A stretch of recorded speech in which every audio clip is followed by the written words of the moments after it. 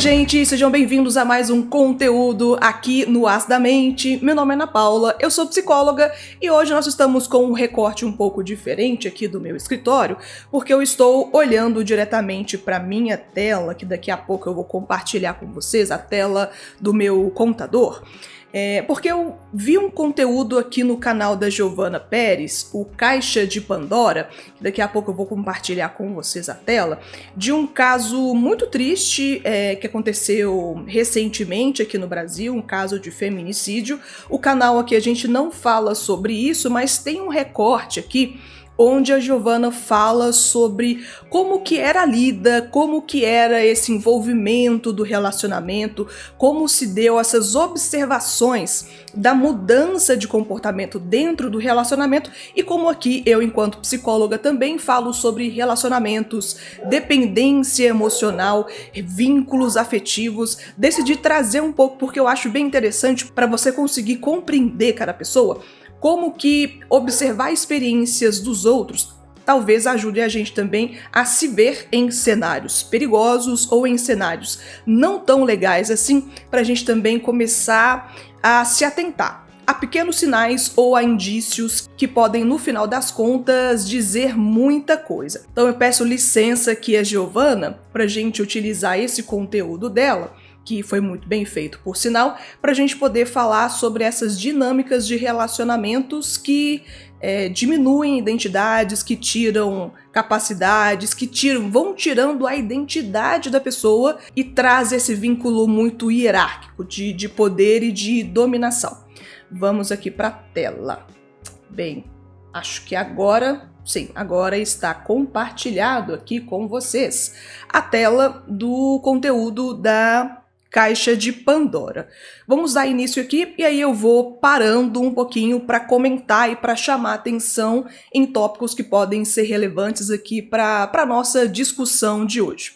Ela vai começar fazendo um disclaimer aqui, uma apresentação desse casal. Quem formava esse casal? E por intermédio dessa amiga, os dois começaram a conversar, o relacionamento evoluiu muito rapidamente, e de um lado temos a Gisele, de 32 anos, que tinha 32 anos, e do outro, o Geraldo, um tenente-coronel de 53, um homem um pouco mais velho, com uma carreira consolidada dentro da Polícia Militar, que já havia comandado batalhões muito importantes na Zona Oeste de São Paulo, e ele ocupava uma posição de muita responsabilidade dentro da corporação.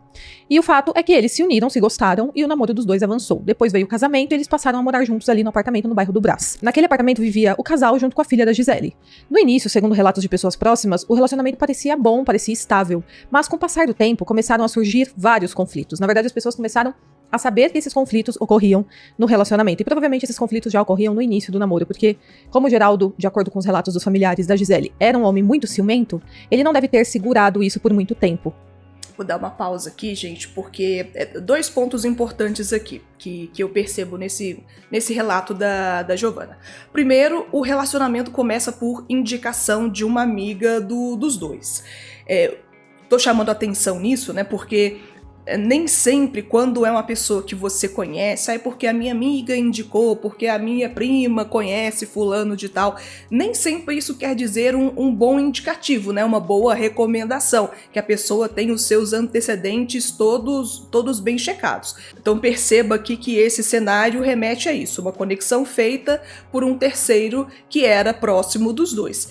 E a Giovana bem comentou aqui, não é, que não foi de início que os problemas começaram a existir, foi de pouco, até porque aparentemente aqui, né, o homem da relação era uma pessoa muito ciumenta, mas aparentemente aos poucos vão aparecendo outras características, ou o ciúme vai piorando, o controle vai piorando com o tempo. Então, relacionamento ruim, relacionamento tóxico, não começa desde o princípio com a sua melhor performance na maldade, na crueldade, no controle ou na perversidade. Vai de pouquinho a pouquinho, até porque você também tem que se acostumar àquele turbilhão de demandas que a pessoa faz. Vamos continuar. com certeza, ele já começou a ter ciúmes da Gisele logo no início ali do relacionamento. E as coisas foram se agravando, porque ele não era só ciumento. Ele era extremamente controlador, principalmente com a aparência dela. Ele não permitia que ela usasse batom vermelho, não permitia que ela usasse salto alto, não queria que ela usasse perfume, porque ele falava que outros homens iriam sentir o perfume dela, então ela não precisava passar.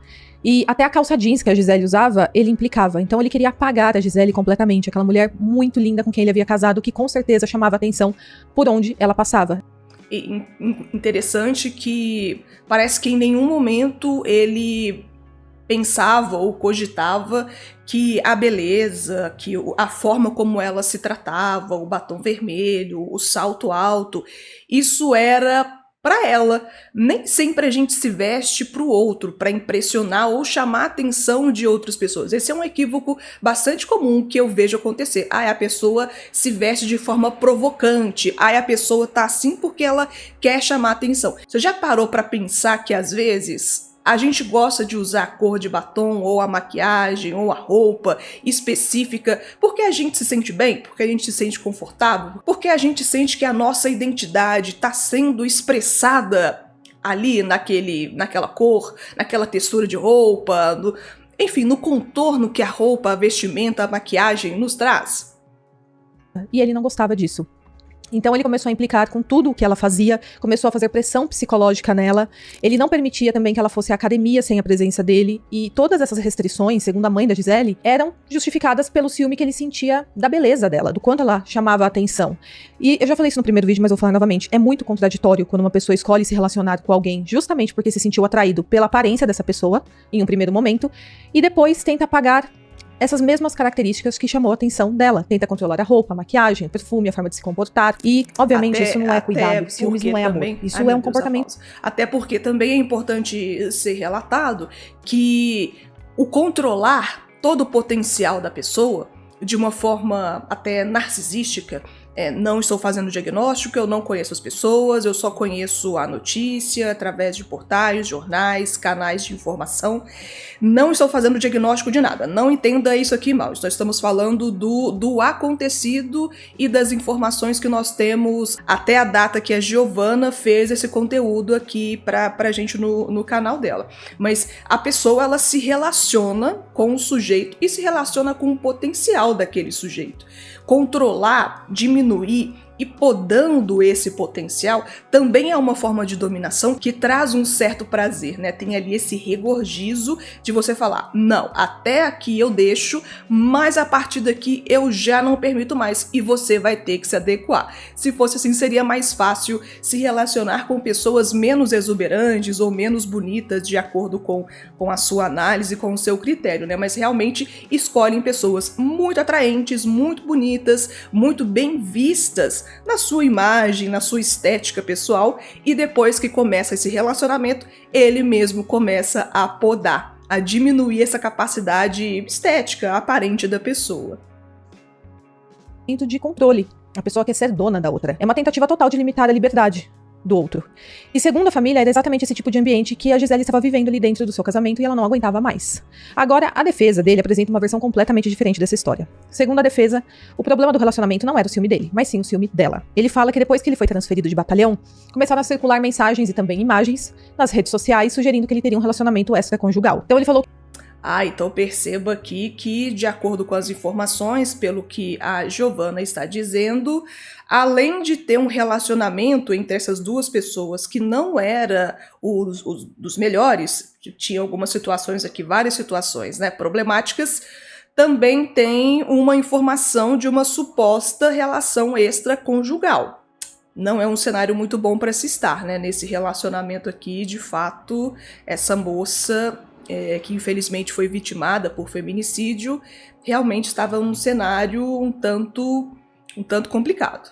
Que alguém estava armando essa situação, enviando essas fotos para Gisele para que ela ficasse com ciúmes dele. Ele fala que era tudo mentira, que ele não tinha nenhum relacionamento extraconjugal, mas que tudo isso teria feito com que gerasse problemas no casamento. E que tudo havia sido armado por colegas insatisfeitos com as mudanças internas que ele fazia ali na unidade que ele comandava.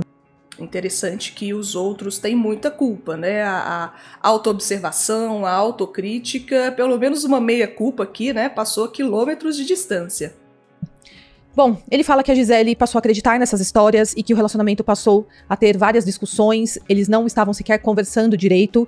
Então existem aqui duas narrativas completamente diferentes sobre a dinâmica desse casal. De um lado, a família dizendo que ela vivia sob pressão psicológica, em um relacionamento de controle, um relacionamento abusivo com um homem ciumento, e do outro, o marido dizendo que era ela quem demonstrava ciúmes. Bom, ele confirmou que realmente o casamento estava passando por uma crise, que ele desejava se separar, e eles estavam dormindo separados há 6 meses, dentro do mesmo apartamento. O que as pessoas chamam de separação de corpos, não é isso? Quando você não tem intimidade, não tem física, não tem contato mais, né, com o seu cônjuge.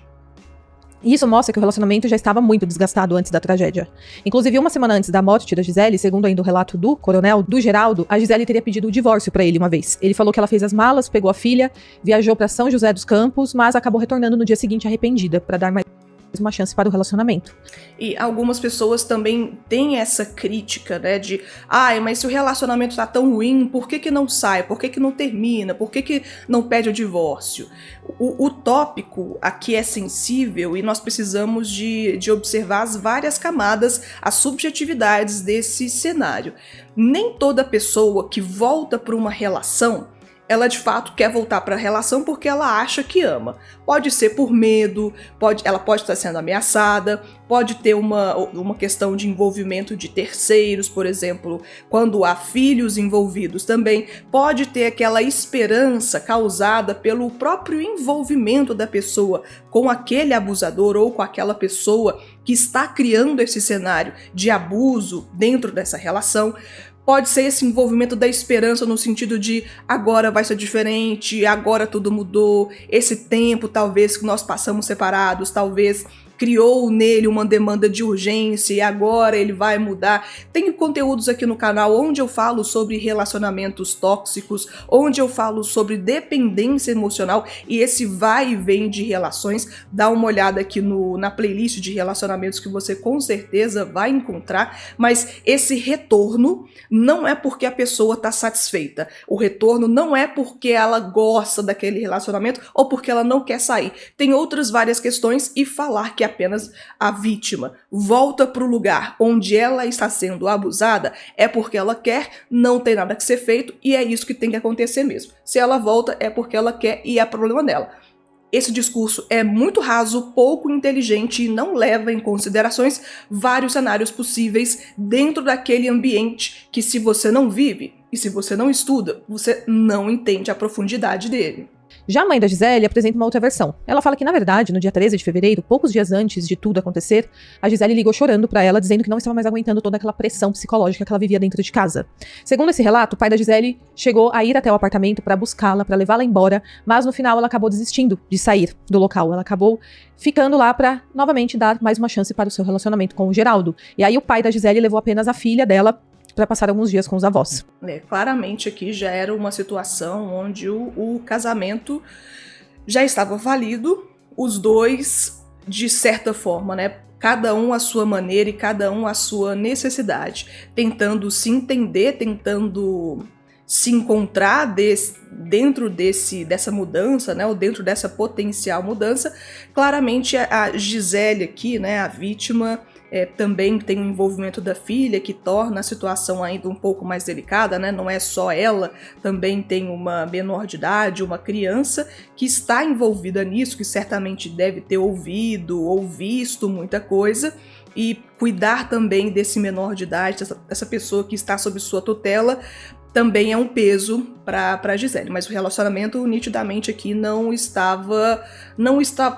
era um relacionamento, de qualquer forma. E tudo isso nos leva aqui ao dia dos fatos. Segundo o depoimento do Geraldo, na manhã de 18 de fevereiro, ele foi até o quarto da Gisele, onde ela dormia, e disse que acreditava que seria melhor para os dois que eles se separassem. Ele fala... Acho que agora a Giovanna já vai passar a contar um pouco sobre os relatos, a dinâmica do crime ou do suposto crime que está sendo investigado pela polícia, pelo menos até esse momento onde eu estou gravando esse conteúdo. Pedi aqui a licença da Giovanna Pérez, do Caixa de Pandora, para a gente falar sobre isso, pessoal, porque todo mundo que tá aqui no meu canal, ou quase todo mundo, já se relacionou, vai se relacionar, ou convive com pessoas que estão em relacionamentos e Por mais que pareça muito fácil, muito simples começar, sair de uma relação, manter uma relação, tem alguns detalhes que às vezes passam desapercebidos por nós, e essas dinâmicas de poder, essas dinâmicas matrimoniais, relacionais, também têm que ser levadas em conta. Novamente, eu não conheço o casal, eu não conheço o cenário, não estou falando aqui em tons de diagnóstico, estou falando aqui enquanto uma pessoa que, tendo a leitura desse caso, eu ressalto para você que relacionamentos são complexos, não é porque o seu deu errado hoje, que o próximo vai dar errado também, não é porque o relacionamento do vizinho é bom, que o seu vai ser também, e existem muitos desejos. Às vezes os desejos não são compatíveis dentro de um relacionamento de 2 ou mais pessoas, dependendo da configuração desse relacionamento, né? Eu espero que tenha trazido um pouco de crítica, de senso crítico, de um olhar um pouco mais consciente para essas relações onde elas nitidamente estão mostrando a que vieram, elas têm os seus indícios que eles são essas hipóteses iniciais, mas que eles vão se sustentando ao passar do tempo. As situações difíceis não melhoram, as piores continuam ou pioram, e todo o envolvimento dessa relação é sobre controle, é sobre eu sou o sujeito que dito as regras e você é a pessoa que tem que obedecer. Eu tô falando isso não só em uma dinâmica de casais heterossexuais. Não estou falando isso enquanto um homem abusivo e uma mulher vítima. Eu tenho entendimento de que também outras possibilidades de ser dentro de relações podem acontecer aqui enquanto sujeitos vítimas e sujeitos abusadores. A intenção aqui não é deixar essa discussão um tanto mais rasa do que já pode parecer desde o princípio, mas perceba o timing das situações, percebam a repetição de comportamentos, pense se isso faz sentido para você, pense se isso está dentro ou fora do seu limite. Não é porque a pessoa ela fala bem que ela fala coisas boas, não é porque a pessoa aparenta bem, se aparenta bonito, arrumadinho, organizado, que de fato internamente ela é assim. E o convívio de relacionamento é um convívio que tem que trazer paz. Se não tiver paz, se não tiver harmonia, companheirismo, se não tiver verdade, se você não confiar no seu parceiro ou na sua parceira, a que serve esse relacionamento? Não é verdade? Deixo aqui meu beijo pra você, compartilhe com essa discussão aqui embaixo nos comentários, deixe aqui sempre as suas ideias, sugestão de conteúdos novos, as suas experiências passadas, porque com certeza alguém vai chegar aqui nesse conteúdo depois de você e a gente pode aprender mutuamente com a sua experiência, e também não me deixa falando sozinha aqui no canal. Até a próxima conversa aqui no As da Mente. Tchau, pessoal!